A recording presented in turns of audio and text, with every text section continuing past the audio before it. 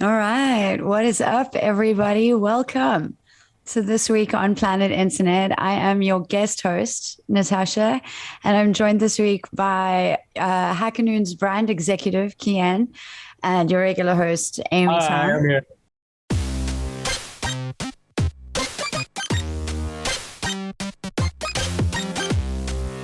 I'm Kien. Hello. Hi, nice to Everybody's here. Everybody's here. Gang's all here. It's going to be a vibe.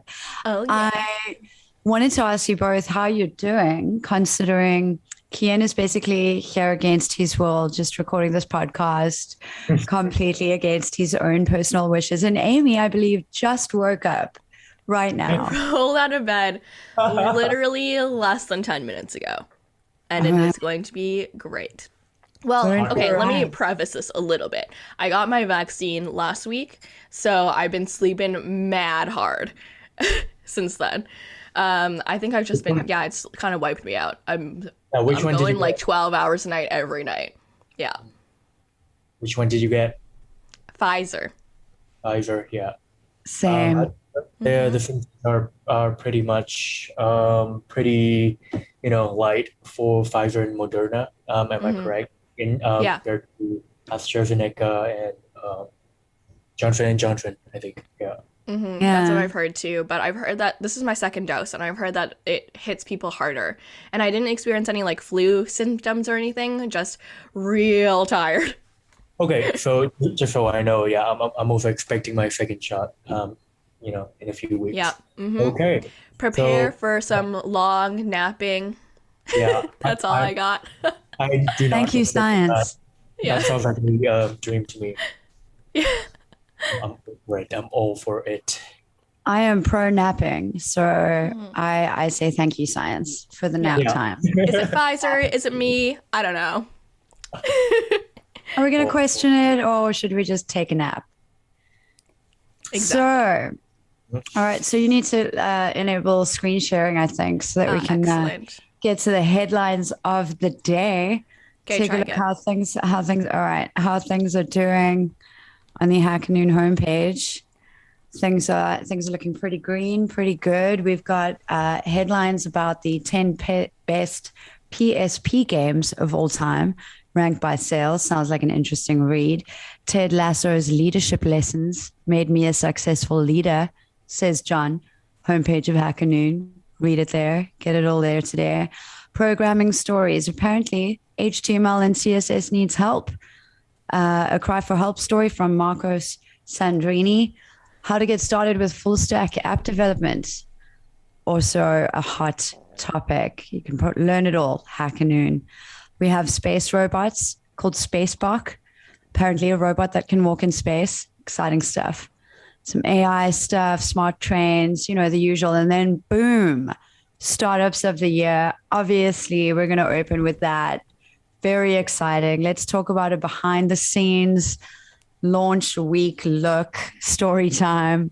How did it go for both of you? For our listeners, the context is this week HackerNoon launched Startups of the Year, which is a brand new awards program designed to recognize uh, startup founders and businesses all over the world, literally in every city in the world that has a population of over 100,000, I believe. And it was a lot of work, but it's looking great. The initial feedback on the campaign has been positive. So, yeah, Kian, let's kick it off with you. You wrote this post on launch day, which was Monday. How has your startups experience been from behind the scenes? Yep, I did. It was really fun. Getting everything prepared for startups. I'm gonna let Natasha and Amy touch base on the content of startups. I will be talking about the design and the whole visual of the awards. I'm really glad that we decided to go with this color theme. With the two shades of I won't say green. I will say two shades of mint and green or mint. So I don't know. It's a storm idea. I love it. And then I just pick it up and I go crazy with the whole promotion video. FYI, it's already on YouTube at HackerNoon. I'm sorry, at YouTube /HackerNoon /channel /HackerNoon. You guys make sure you check it out. Yeah, it's a whole different thing for me. I've tried different styles, different kind of effects, and it's really cool. It talks about, just basically what startups at what the awards will be about.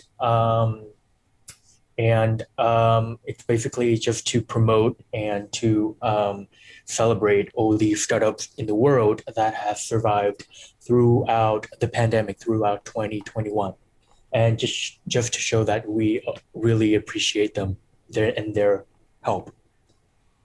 Yeah, and I think that's it for my part. What else do I need to talk about? I want to second your choice of design. The color here, we've gone with the duotone, which is something that is Mint and dark mint. mint and dark mint, just sort of a light to dark mint sort of feel. It's been a really, really good design journey for HackerNoon this year. We launched new brand guidelines, and now we have startups, which kind of really, I feel, shows off the new color direction, because as our diehard listeners might know, terminal green has always been our kind of only accent color. And while it's great, a lot of people do indeed say that it sometimes hurts their eyes. So we're exploring some, alternatives while still keeping that bright and green influenced color palette. And I think Kien's done an amazing job of that. Amy, how has your experience of startups been? How's it been working on the podcast side of things? Losing words. So yes, my role in launching Startups of the Year has more so been in the podcast and content side. So I have launched a startup summer series that is going swimmingly. So yesterday, we launched the podcast with David and Storm, where he talks about how he started HackerNoon. And I actually learned a lot of stuff because I didn't know necessarily the whole backstory of everything and how it got started. So it was nice to get like the breakdown of the timeline on how he started it, why he started it, the logistical things, how he raised the money, that kind of stuff. So that was fun. And then for the rest of the summer, I've got planned a bunch of different founders and CEOs that I'm interviewing.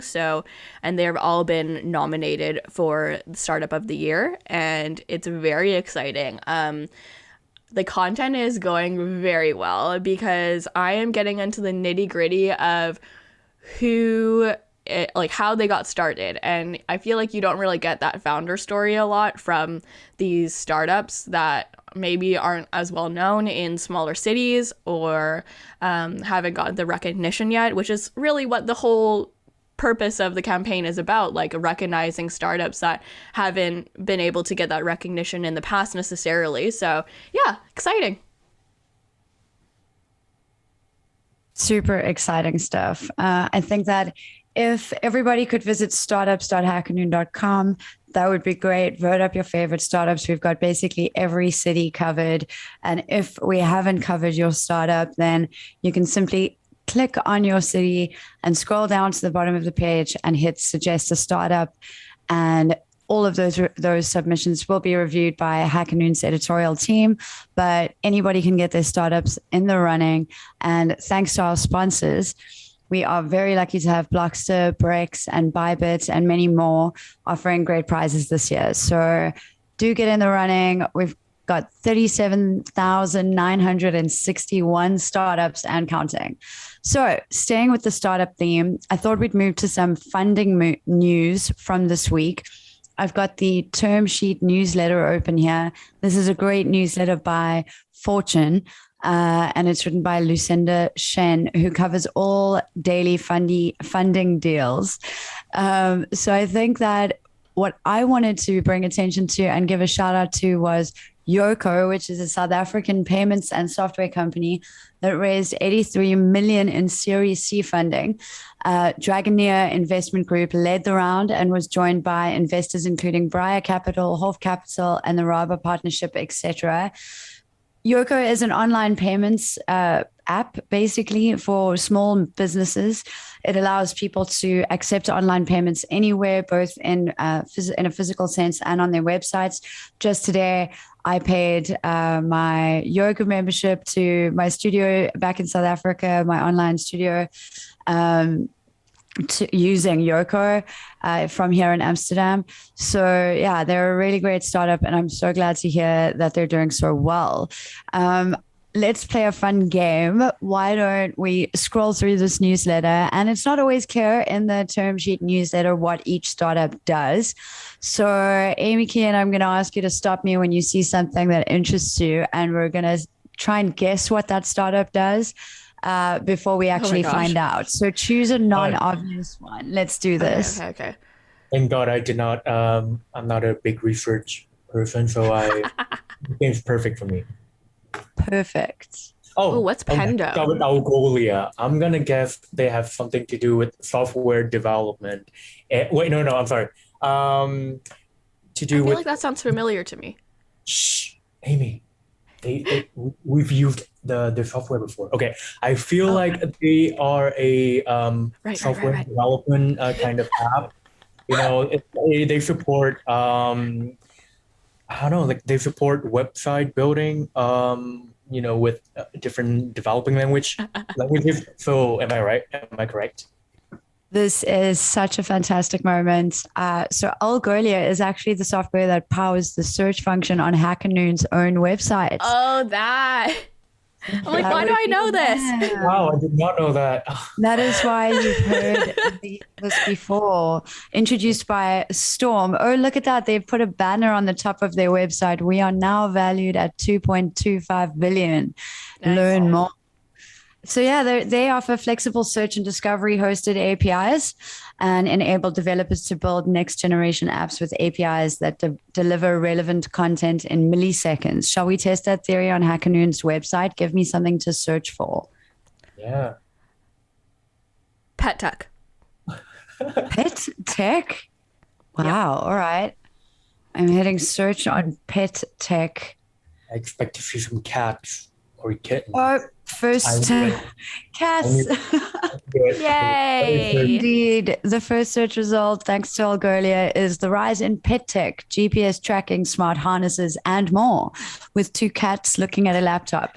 Looks like a cute story. I literally published that middle article about AI-powered software in pet tech 5 months ago, and I still remember it. Nice. Love dogs. I did not know. We had 21 stories on HackerNoon about pet tech. This is a whole new niche I'd like to explore. This is my favorite subcategory. Well done. So you search this when you're looking for stories to publish. Hot tip, get published faster. Submit a story about pet tech. This is my favorite. Listen, that article will get picked up in the queue so fast. Amy will give you an approval just like this, so submit it. You get a dog in that featured image. Wow, I'm done. Okay, so I see 1Password, Canadian password management provider. 100 million funding. I've used 1Password and I think it's amazing. In keeping track of my passwords across different websites and social media accounts and bank accounts. So I don't know, yeah, it's good. We should have them on startups at HackerNoon if they are not already on there. Yeah, I agree. We recently had this problem of password management at HackerNoon, and we haven't quite solved it. But I think 1Password was mentioned by more than one of our product team devs as a preferred solution. So good for them. Raised 100 million in funding Canadian. led by ACell, Canadian. I did not know 1Password was Canadian. I'm interested to see this, that a company. Fresh. Yeah, Happy Fresh, which is very funny because there's a company called HelloFresh here in the Netherlands, and I believe in the States. And Canada. Yeah, and Canada. Yeah, you guys have got HelloFresh. We do. Do you use them? No, but I'm getting the promo codes 24/7. Gotcha. Yeah, they've got an aggressive. They've got great marketing. Yeah. Yeah, like I would expect, I'm a big pro for going to the grocery and like pick out food and grocery stuff by myself, but I do not expect my parents to love on-demand grocery app. And so like Mm. they've been using it. There's a bunch in Vietnam and they've been using them way more often than I do. So Really? I don't You must know. be picking it up. That's interesting. I didn't know that that was a big market segment, as you say. I wouldn't have expected that. Hmm. Yeah, but yeah. Interesting. Huh. Cool thing. Yeah, cool concept. I just like Yeah. I don't really I don't know, like there's something about like picking fish, like you have the skill to look at a fish and buy Uh, it? Like does it look fresh to you? Or because I don't really trust someone to do that, yeah, what are these motorbike drivers doing? right? Just Right, grabbing the first one on the pile, throwing it in the bag? right. So I don't know. That's I'm the true. idea about grocery shopping. I love it.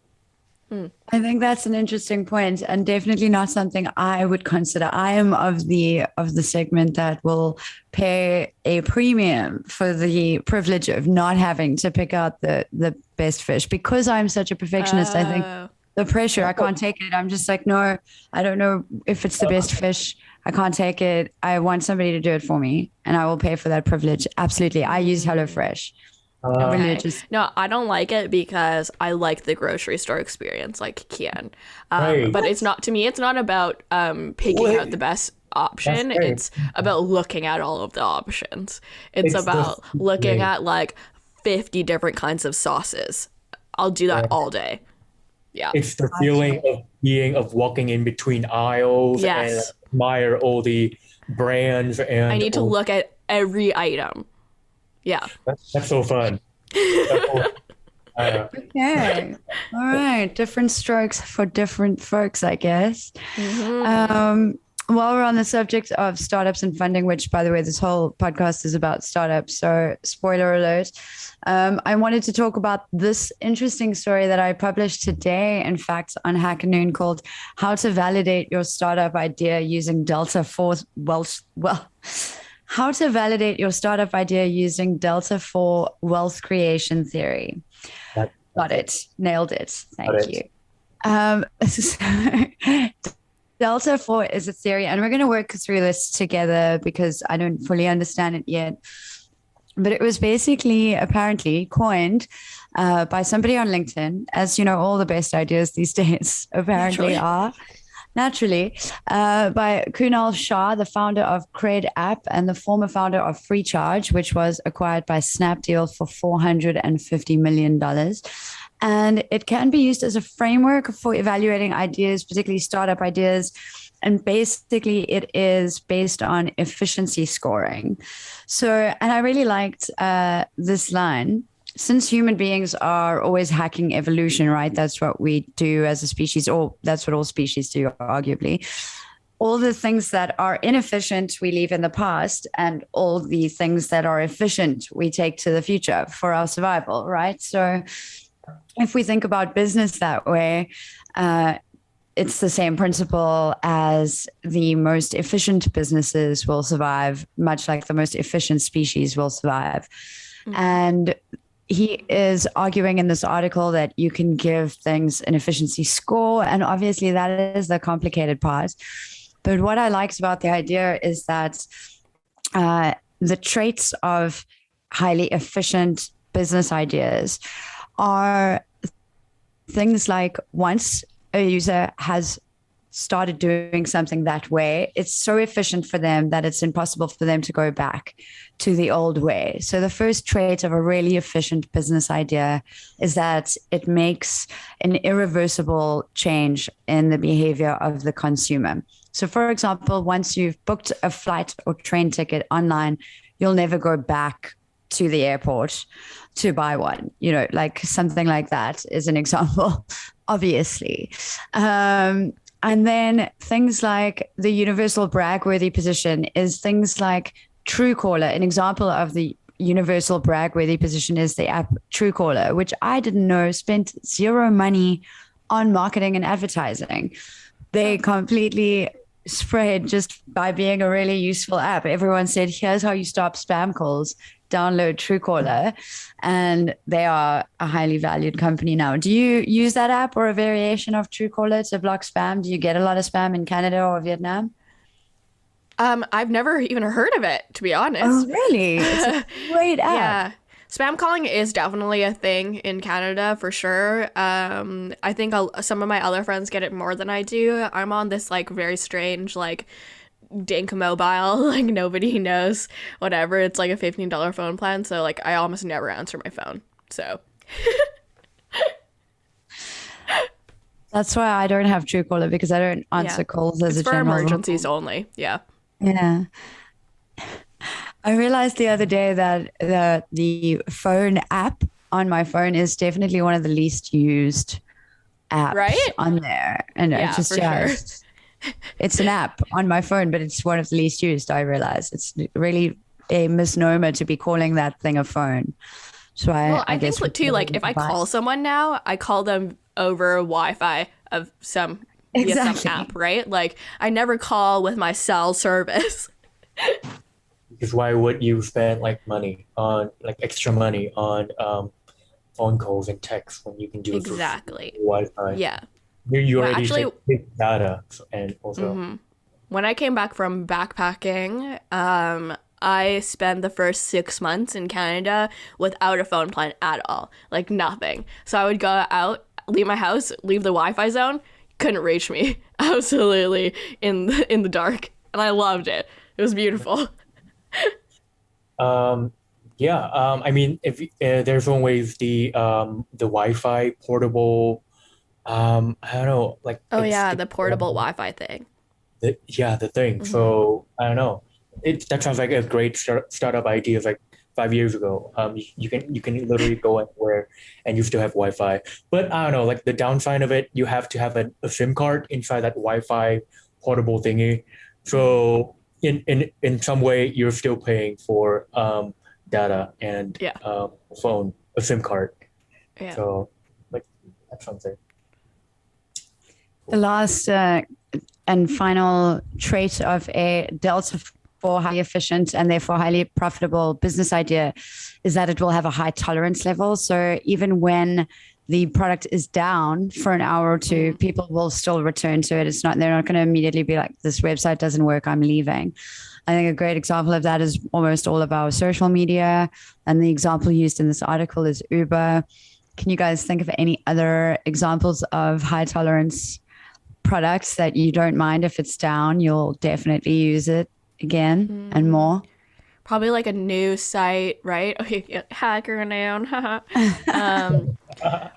Like a news site of some sort, or I feel like high tolerance also could mean like credibility, you know? Like if you've got that like long-term standing, then I would be more likely to come back if you fucked up, you know?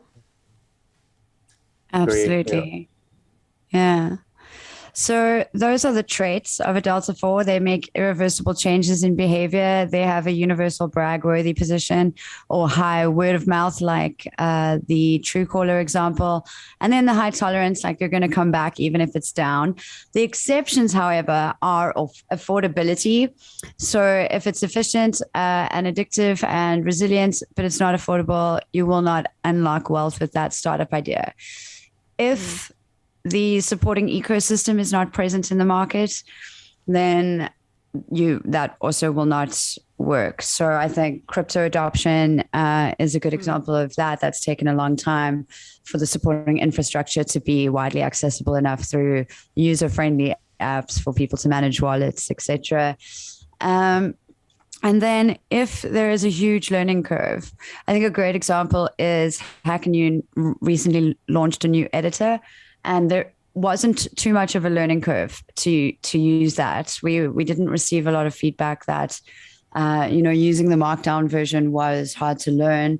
And as a result, our story submissions seem to have been increasing lately, which is very exciting. I don't know if that's correlation or causation. I like to think that more people are writing in the new editor. Correlation. But so this, Kien, sorry, what did you want to say? The author Kunal Shah also mentioned something further down in the article. about it relates to the effort to learn point. It mentions operating system, and I couldn't help myself but to think about like the very two rivals, the iOS and the Android.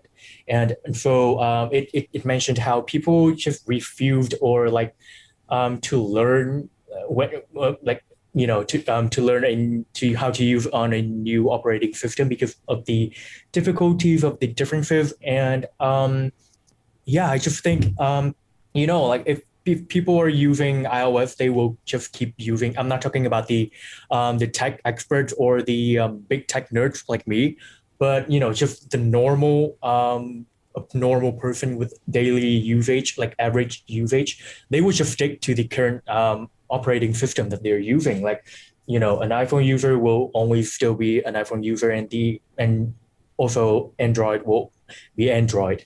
And I don't know. I think the iPhone. I don't know. Like I'm a big sheep, so I think the iPhone is taking an advantage here is because I don't know of how clean and how easy how easy to operate on their operating system. It just it makes the whole experience a lot cleaner and so much faster than Android. And so of course Kien comes on the podcast and somehow talks about Apple. I mean, yeah, every time I go here and I talk about Apple, like I can't help it. But that's what I wait, how did we start talking about Apple's UI? No, I first learned operating system. But yeah, like Absolutely. I get, and that's what I feel like a total boomer. Really, I feel like I feel like David, actually, our CEO, David Smook. I feel like David trying to learn new technology every time I pick up my boyfriend's phone. And I'm just like, how do I make it open? What is it? I don't understand. It's so hard to use. It's really just compared to Apple, a disgusting sort of insult to design and user friendliness. I feel personally, that's just my really soft opinion on that. I have some really just moderated opinions, so we'll move on before that gets too heated. The last startup story we have for today is let's talk about startup structure. Another story that I published freshly today from Lomit Patel. And essentially, he talks about different options and their pros and cons for startup structure, running through hierarchy, matrix, horizontal, network, goes through all the details, divisional structure, line structure. I don't know what all of these are entirely. I have not experienced them firsthand personally myself, but I thought it would be an interesting story to talk about specifically because HackerNoon is a very interesting example of structure and how that can apply and work and sometimes not work in a startup. So yeah, what are your thoughts on structure and startups and team wellness and cohesion from a structural perspective? Wait, I have a question. Have you worked at a different startup, Natasha? Yes, yeah, I've been at I think, let's say 2 or 3 startups before HackerNoon. Okay. You're a startup gal. Veteran. Yeah. Okay. Yeah. See, HackerNoon is the first startup that I've ever worked at. So tell me, our structure is kind of like, I think we've got like 12 full-time employees now, all worldwide, and we have maybe another 20-ish part-time employees who work on different things, again, all worldwide. It's not normal. No, not at all. I've only worked for one startup that was remote, first of all, before. So I think that's obviously more common now post global panini, but I've only worked for one before, and that was half remote and half not remote, and that really didn't work, trying to force both worlds into one, because the people who are in office always somehow end up clashing with the people who aren't in office, and it just really doesn't work. And other than that, I've always only been on site and in a hierarchical structure with startups before. I've never experienced HackerNoon's very flat, and now only recently introducing some kind of structure into the company, but still not enough structure to take away any kind of self-driven leadership or self-driven projects. So I would still describe HackerNoon as fairly horizontal, even though we do have an additional layer of kind of responsibility now. Would you agree? Yeah, and I feel like the way that we structure it too, just in terms of like culture, is that like it's flat. It doesn't feel like hierarchical at all. Yeah. But I would also add up a little bit of hierarchical structure, so it's a little bit of both, with the horizontal structure a little bit more, because at the end of the day, we still do report our work to the CEO and the COO. So I would say a little bit of combination of both. But yeah, I agree. It's summarized nicely in this line about also known as flat structure. The horizontal organization is perhaps best known for eliminating many, if not all, middle management positions. Small companies and startups love this option because it empowers employees to make quick decisions, but it requires you to have a well-trained workforce that you can trust to make quick decisions. That's a pretty accurate summary, as you got to keep people informed and have people you can trust to make those calls, to pull off what we're pulling off. In other words, just very humbly bragging about how much we achieve with our flat structure. And do you think that if you came to HackerNoon and there was a lot more hierarchy, in other words, you received direct directives from your VPs, for example, every day of like, this is what you need to achieve, do you think that would work for you? Do you think that you would sometimes enjoy that and just be like, oh, good, I don't have to think for myself today? I don't think I would have known any differently, to be honest. Not that I've like worked for extreme micro managers. I think you're describing like quite an extreme, but like I came from a corporate world. Like, I don't think I would have known any differently per se. This is like something that is like from a dream to me, like the lawlessness or like the Wild West of the startup, like anything goes, whatever. This is my dream, because I don't feel like I'm meant for like a corporate role, like in an office in like dress slacks and stuff like that. That's not really me. So would I have been happy? Probably. Am I happier now? Definitely. Nice. Yeah, for me, I don't think hierarchical structure should be that big of a deal. I think I prefer to look at how the style for the manager and for the employee, like how do they match? Like are they compatible with each other? I think that's more important. Like if we're comfortable with working together, then yeah, I'm okay. I'm all good. Like throw in any structure, I can still work with you. Yeah. That makes a lot of sense. They always say that people don't leave companies, they leave managers. So it is very much a personality fit thing as well. Mm-hmm. Agreed. Speaking of great personalities and even better managers and leaders, happy birthday, Ling Dao Smoke. Yay! Happy birthday. I don't know, like one of the reasons I so wanted Ling to be on here, just so we can say happy birthday to her. Yes, and embarrass her with stories of how great she is as a COO. And as it says here on her HackerNoon profile, HackerNoon mama in chief, but also like a real mom to Nora. And Ling, we love you so much. We love working for you. You are so much fun and so funny and so great to work with. I think that it's very important to take the time to acknowledge that. We don't take a lot of time, I would say enough time at HackerNoon to really compliment each other and say like, hey, you're doing an excellent job and you're a treat to be around, and thanks for that. So yeah, Ling, happy birthday from everybody at HackerNoon. If you follow Ling on Instagram, which you should because she has fire on Instagram, then go ahead and wish her a happy birthday. Otherwise, catch HackerNoon on Instagram and you can wish her via that channel. And she's also on Twitter. So she's also on Twitter. I don't think she loves Twitter. I think she's like a bit of a lurker on Twitter sometimes. Yeah. So maybe. But if you tweet her, she'll definitely see it and appreciate it.